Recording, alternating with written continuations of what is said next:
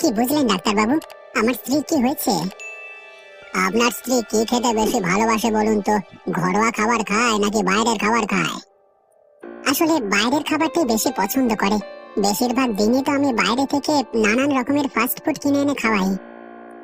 আর খাওয়াবেন না, আজ থেকে ফাস্ট ফুড খাওয়া বন্ধ। কিন্তু ও যেগুলো না খেয়ে থাকতে পারে না, প্রতিদিন কিছু না কিছু চাই তো। সেটা বললে হবে না, তাহলে তো আপনার স্ত্রীর শরীর আরো খারাপ হয়ে যাবে। ওর পেটে কি কিছু হয়েছে? আপনি ঠিক সময় এখানে এনেছেন। ওর পেটে একটা ঘা হতে শুরু করেছিল সবে, যাকে বলে আলসার। অতএব আজ থেকে বাইরের সমস্ত ফাস্ট ফুড বন্ধ। ঘরোয়া খাবার খেতে হবে এবং তেল আর ঝালটা একটু অল্প করে খেতে হবে। আমি বারবার ওকে বারণ করতাম বেশি খেও না, কিন্তু আমার কথা কিছুতেই শুনতো না। সেই আর কি, এটাই হয়। আমার কাছে যে সমস্ত কেস আসে তাদের বেশিরভাগটাই বাইরের ফাস্ট ফুড অনেক পরিমাণে খাওয়ার ফলে এই রোগ ধরে। ডাক্তারবাবু, আপনি আমার অনেক বড় উপকার করলেন। আপনাকে যে কি বলে ধন্যবাদ দেব। ধন্যবাদ দেওয়ার কোনো প্রয়োজন নেই। আপনার স্ত্রীকে একটু এবার সাবধানে থাকতে বলুন, আর খাবারের প্রতি এবার একটু মনোযোগ দিতে হবে। মেয়েটা ফাস্ট ফুড খেতে কত ভালোবাসে, এরপর ফাস্ট ফুড না পেয়ে চেঁচামেচি শুরু করবে। হ্যাঁ, সেই আর কি। আরে গিন্নি, ও গিন্নি, কোথায় গেলে? এখনো কি তোমার ঘুম ভাঙলো না? কি হলো? সকালবেলা চিৎকার করছো কেন? এই শীতের সকালে তোমার কি কোনো কাজকর্ম নেই নাকি? আরে গিন্নি, কাজকর্ম থাকবে না কেন? আমি তো কাজে বেরোচ্ছি বলেই তোমাকে ডাকছি। এখনো ভালো করে সকাল হয়নি, দিলে তো আমার ঘুমটা ভাঙিয়ে। এখন কি বলবে বলো? আমি বাজারে চললাম গিন্নি, আজকে ভালো দেখে একটা রুই মাছ নিয়ে আসবো। তুমি তোমার কাজটা তাড়াতাড়ি শেষ করে নাও। আমি বাজার থেকে ফিরলেই কিন্তু এই শীতের সকালে গরম গরম ভাত, সাথে সবজি ডাল, আর সাথে গরম গরম মাছ ভাজা খাবো, ঠিক আছে? পারবো না, আমার ঘুমটা নষ্ট করে দিলে তুমি। আর এখন তুমি আমাকে কাজ করতে বলে যাচ্ছ? তোমাকে তো কতবার বলেছি বাজার থেকে ফিরে তবে আমাকে ডাকবে, তার আগে ডাকবে না। আরে গিন্নি, বাজারে যাওয়ার আগে তোমাকে বলে না গেলে ঠিক হয় না। এটা আমার একটা অভ্যেস হয়ে গেছে। তোমারই অভ্যেসটা দেখছি ধীরে ধীরে আরো সকালের দিকে চলে আসছে।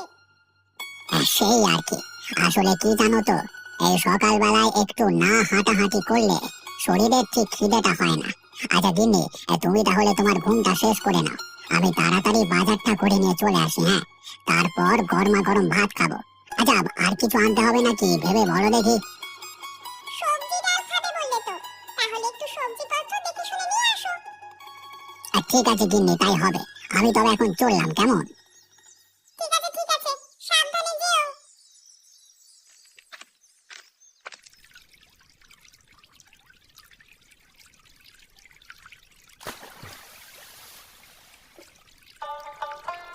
দেখিস ভাদু, বেশি যেন জলের দিকে নামিস না। এই শীতকালে বেশি জল হাতে পায়ে লাগলে অসুবিধা আছে। ও নিয়ে তুমি চিন্তা করো না দাদা, শীতকালে জলে নেমে নেমে আমার অভ্যেস হয়ে গেছে।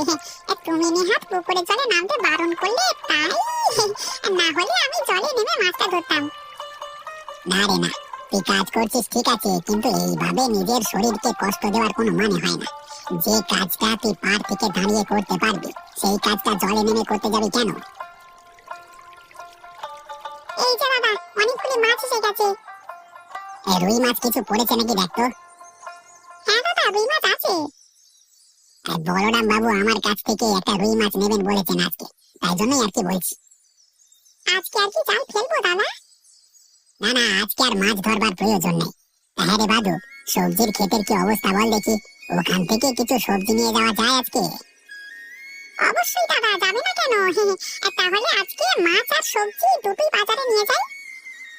ঠিক আছে, তাই নিয়ে যা। আসলে শীতটা বেশ জাঁকিয়ে পড়েছে তো, এই সময় মানুষ বেশ জমিয়ে খাওয়া দাওয়া করবে। ঠিকই বলেছো দাদা, তোমার পুকুরের মাছগুলো যা সুস্বাদু খেতে, একদম গরম গরম খেলে যা লাগে না। আচ্ছা আচ্ছা, একটা কথা জিজ্ঞাসা করবো দাদা? হ্যাঁ বল না।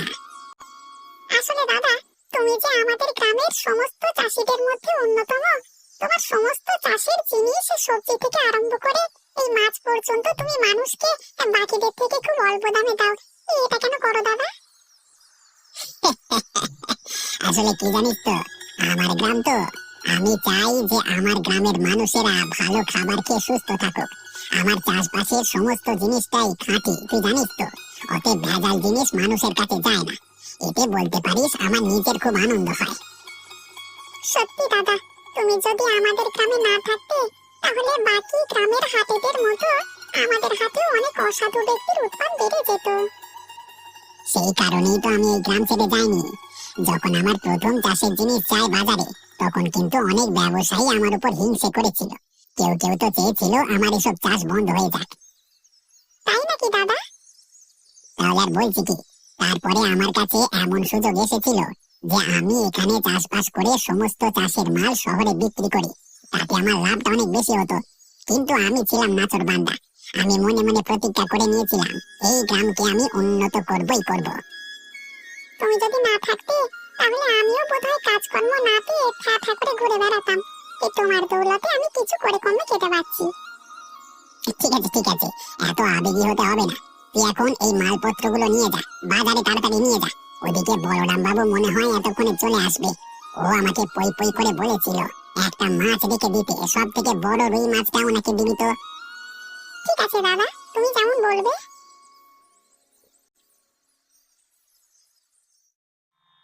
কি হলো গিন্নি, তুমি মুখটা এভাবে ওলের মতো করে বসে আছো কেন? মন খারাপ নাকি?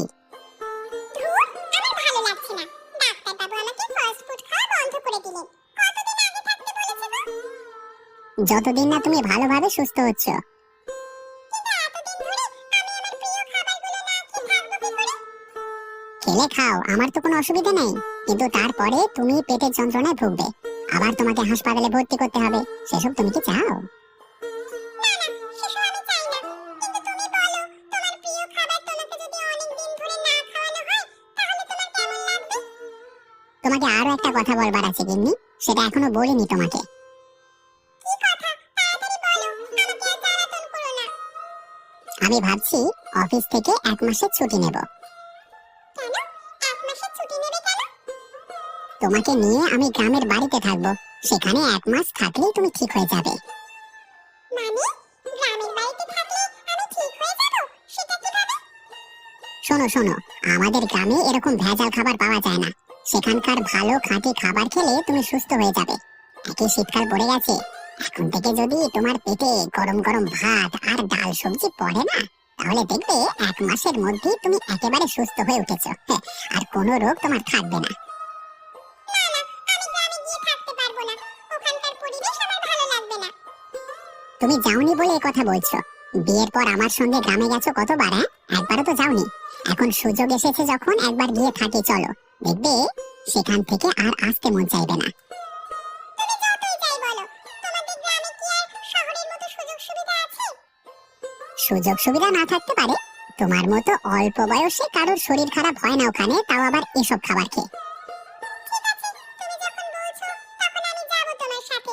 কিন্তু আমি একটা কথা তোমাকে বলে দিচ্ছি, যদি আমার থাকতে ভালো না লাগে তাহলে কিন্তু আমি সঙ্গে সঙ্গে ওখান থেকে বেরিয়ে চলে আসবো। আরে তোমার ভালো লাগবে, আমি তোমাকে কথা দিচ্ছি। আমি আজকে আমার অফিসে কথা বলেছি, কালকে আমরা বরং গ্রামে চলে যাবো। হ্যাঁ, মা বাবাকে আগে থেকে বলবো না, ওখানে গিয়ে ওদেরকে একটা চমক দেবো। হ্যাঁ, হেভি লাগবে। কই গো গিন্নি, কোথায় গেলে? আমাকে আবার কাজে বেরোতে হবে তো। তুমি আমাকে দুটো মুড়ি দিয়ে দাও, খেয়ে নিই আমি। আচ্ছা শোনো না, বলছি ঘরে মুড়ি তো শেষ হয়ে গেছে। আমি তোমাকে বলতে ভুলে গিয়েছিলাম, ভাতের চাল অল্প করে আছে। আমি সেগুলো দিয়ে তোমাকে দুটো ভাত করে দেব। তুই কি বলছো গিন্নি? ভাত খেয়ে কি কাজ করা যায়? হ্যাঁ, এক পেট মুড়ি খেয়ে কাজ করবার যা সামর্থ্য আসে সেটা ভাত খেয়ে পাওয়া যায় না। সেটা তোমার মনের ভুল। আমি তোমাকে এই শীতকালে সকালে যদি দুটো গরম ভাত করে দিই না, দেখবে সেটা খেয়ে কাজ করবার থেকে আনন্দ আর কিছু নেই। আসলে শোনো গিন্নি, তোমাকে বলি আসল ব্যাপারটা। এই ভাতের চালের দাম তো অনেক। এই একটা জমি চাষাবাদ করে কত আয় আমার হয় বলো তো? তাই জন্য আমি ভাতের চাল বেশি কিনতে চাই না। দিনের ওই এক বেলাতে অল্প করে ভাত খেলেই অনেক। মিথ্যে কথা বলো না। তোমার মা বেঁচে থাকতেও আমাকে বলতেন তুমি নাকি ভাত খেতে খুব একটা পছন্দ করতে না, তাই জন্যই তো শুটকির মতো চেহারা। সকালবেলায় তুমি আমাকে এরকম করে কথা বলবে না বলে দিলাম। ভালো করে কথা বললে কি আর তুমি আমার কথা শোনো? আমি তো এতদিন ধরে তোমাকে বলে আসছি ঘরে ভাতের চাল বেশি করে আনতে। আচ্ছা, তোমার না হয় ভাত খেতে ইচ্ছে করে না, তা বলে কি আমারও খেতে ইচ্ছে করে না নাকি? সারাদিন তো ঘরেই থাকো, দুমুঠো মুড়ি খেয়ে থাকলে তোমার শরীরের পক্ষে অনেক ভালো হবে, বুঝলে? অতএব ভাত যে খেতেই হবে তোমাকে তার কোনো মানে নেই। ঠিক আছে, তোমার সঙ্গে বেশি তর্ক করব না। এবার থেকে আমার যা মনে হয় আমি খাবো, কিন্তু তোমাকে আমি মুড়ি খাইয়ে রাখবো। ঠিক আছে ঠিক আছে, আমি তাহলে চললাম।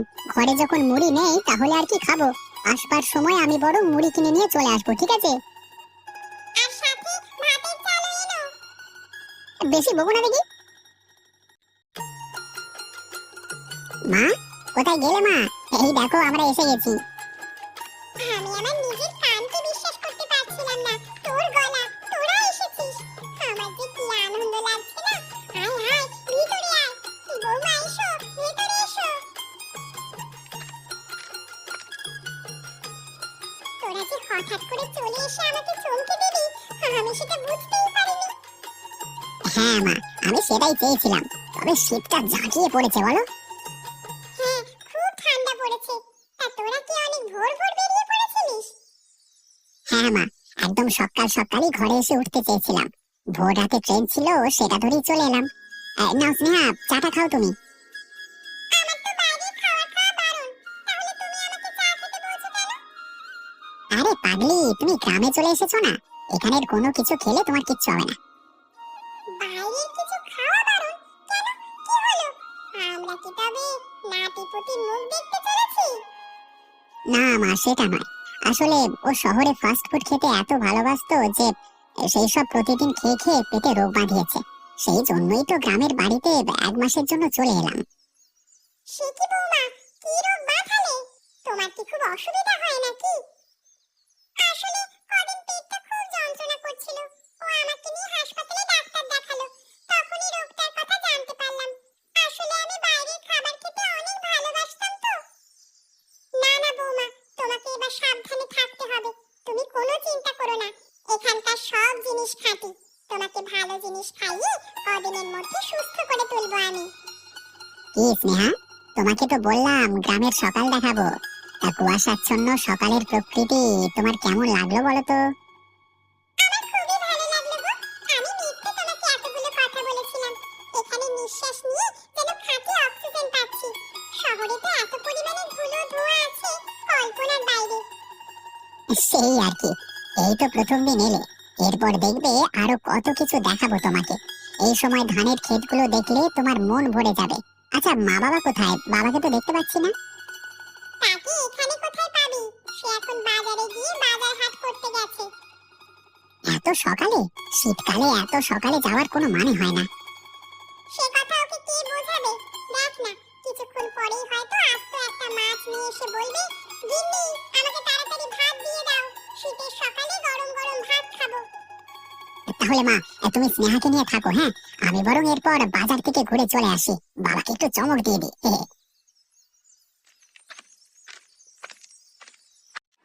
বলরাম বাবু এখন এলো না যে? আরে ওই তো আসছেন আসছেন, হ্যাঁ আসছেন। কি ভাদু, আজকে মাছ আর সবজি নিয়ে এসেছিস তো? একদম বাবু, দাদা আপনার জন্য স্পেশালি পাঠিয়ে দিয়েছে। কালকের মাছটা কেমন খেলেন বাবু? ওহ, সেই স্বাদ এখনো মুখে লেগে আছে। আর আজকে তো ওই জন্যই আবার নিয়ে যাচ্ছি। বাবু, এই প্রতিদিন গিন্নিমাকে আপনার জন্য গরম গরম ভাত রান্না করতে হয়, গিন্নিমা রেগে যায় না? একটু রাগ হয় বই কি। আর তোদের চাষের জিনিসপত্র এত সুন্দর আর খাঁটি, সেসব জিনিস খেয়েই তার মন ভরে যায়। এইসব নিখিলদার কামাল। ভাদুদা, আজকে তুমি একটা রুই মাছের বদলে 2টো দিয়ে দিও, কেমন? ঘরের লোক পেরেছে তো, একটা মাছ হবে না। আরে আরে বাবা, তুই কখন এলি? আমি যে বিশ্বাস করতে পারছি না, একেবারে এসে তুই বাজারে চলে এলি। হ্যাঁ হ্যাঁ বাবা, ঘরে গিয়ে গরম গরম চা খেয়ে শুনলাম তুমি বাজারে এসেছো। আমি আর নিজেকে ধরে রাখতে পারলাম না, একদম চলে এলাম। ভালোই করেছিস বাবা, না হলে তো আমি কম করে জিনিস নিয়ে চলে যেতাম। ভাদু, তোর দাদাও এসেছে রে, তাহলে তুই আমাকে বেশি করে সবকিছু দিয়ে দে আজকে। একদম বাবু, আপনি কোনো চিন্তা করবেন না, আমি সমস্ত কিছু বেশি করেই দিয়ে দিচ্ছি।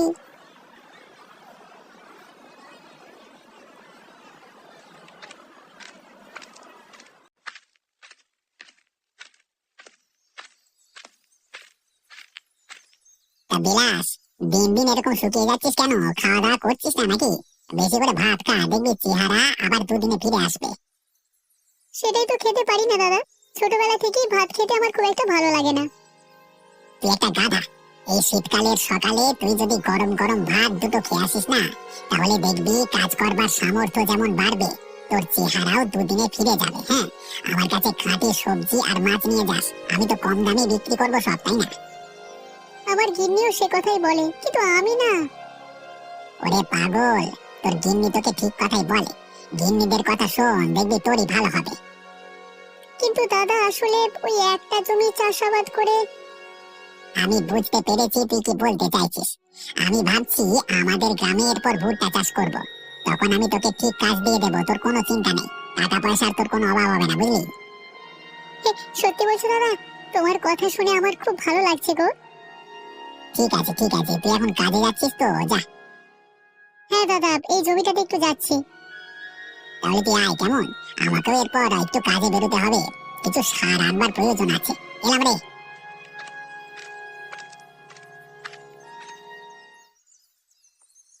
বৌমা, একদম লজ্জা করে খাবে না বলে দিলাম। দেখো, এই শীতের সকাল বেলায় গরম ভাত ডালের সাথে মাছ ভাজা, কদিনের মধ্যেই তুমি একদম সেরে উঠবে, একদম ভয় পাবে না। হ্যাঁ বৌমা, এই নাও, তুমি প্রথম খাবার মুখে দাও। তুমি বিয়ের পর এই প্রথমবার বাড়িতে এলে। খাও খাও স্নেহা, খাও, একদম লজ্জা করো না। আরে বাহ, এটা চমৎকার খাবারের স্বাদ। সত্যি, এরকম স্বাদ আমি আগে কোনোদিন খাইনি। তাহলে বলো গিন্নি, তুমি বলেছিলে তোমার গ্রামের খাবার আবার ভালো লাগবে না, আর এখন? তুমি কি আমাকে আগে তোমার মায়ের হাতে রান্না কোনোদিন খাইয়েছো নাকি, যে আমি জানবো ভালো কি খারাপ? তুমি যদি আমাকে জোর করে খাওয়াতে, তাহলে আমি নিশ্চয়ই এই খাবার খেতে বারবার গ্রামে আসতাম। ঠিকই বলেছো বৌমা, এসব সূর্যেরই দোষ। ওই তোমাকে শহুরে বানিয়ে রেখেছে। আমি আবার কি করলাম? গিন্নি, তুমি আবার মায়ের হাতের রান্নার এত ভক্ত হয়ে পড়ো না। মনে রাখবে, 1 মাস পর আবার শহরে যেতে হবে কিন্তু। ওরে, 1 মাস ধরে বৌমাকে যা সব খাবার খাওয়াবো না, একদম দেখবি দুদিনের মধ্যে রোগ তো সারবে বটে, চেহারা আরো দ্বিগুণ হয়ে যাবে। না না বাবা, অত মোটা সোটা করবার প্রয়োজন নেই। বেশি মোটা হয়ে গেলে আবার কাজ করতে চাইবে না। তুই চুপ কর। বৌমা, তুমি মন দিয়ে খাও। একটা মাছ ভাজা দিয়েছি, আরো একটা নিতে হবে। কিন্তু এত কি আমার একসাথে খাওয়া যাবে? এদিকে আমার পেটের রোগ। ওসব কথা মন থেকে সরাও, একদম পেট ভরে খাও দেখি। কই গিন্নি, এরপর আমাদের পাতেও গরম ভাত দাও, আমাদের যা তর সইছে না।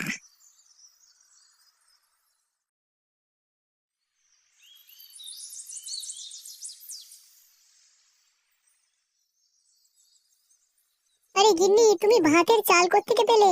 তুমি তো বললে শেষ হয়ে গেছে। তুমি তো কিনে এনে দেবে না, তাই আমি নিজেই কিনে এনেছি। এখনই গরম গরম ভাত মুখে দিয়ে দেখো কেমন খেতে লাগে।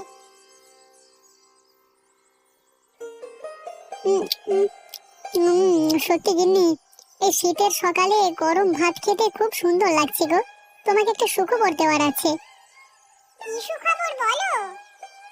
নিখিলদা কয়েকদিন পর আমাদের গ্রামে ভুট্টার চাষ করবে, আমাকে সেখানে কাজে দেবে বলেছে। বলে দেবে কাজ করতে পারবো না? কেন গিন্নি, পারবো না কেন? সারাদিন মুড়ি খেয়ে থাকলে অত বড় ভুট্টা ক্ষেত সামলানো তোমার পক্ষে সম্ভব হবে না। না না, পারবো পারবো গিন্নি, তুমি ওসব নিয়ে চিন্তা করো না। আমি আজ থেকেই ভাত খাওয়া শুরু করলাম। দিনেশ দাও একই কথা বলছিল। তাই নাকি? যাক, তাহলে তোমার সুমতি হয়েছে বলতে হবে। আমারই ভালো।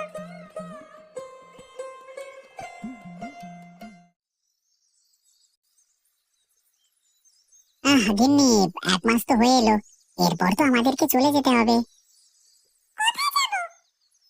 কেন, শহরে 1 মাসের জন্য ছুটি নিয়ে এসেছিলাম, তোমার মনে নেই? তুমি যেখানে যাবে যাও, আমি কোথাও যাব না, আমি এখানেই থাকবো। সে কি গো, আমি কি ঠিক কথা শুনলাম? তুমি ঠিকই শুনেছো। এখানকার খাবার দাবার, আবহাওয়া, পরিবেশ আমার খুব ভালো লেগেছে। আমি বাকি জীবন এখানেই থাকবো। আর তুমিও তোমার অফিসের কাজ ছেড়ে এখানে কিছু করবার ব্যবস্থা করো। আরে গিন্নি, সত্যি তুমি মাঝে মাঝে যে কি ভেলকি দেখাও না।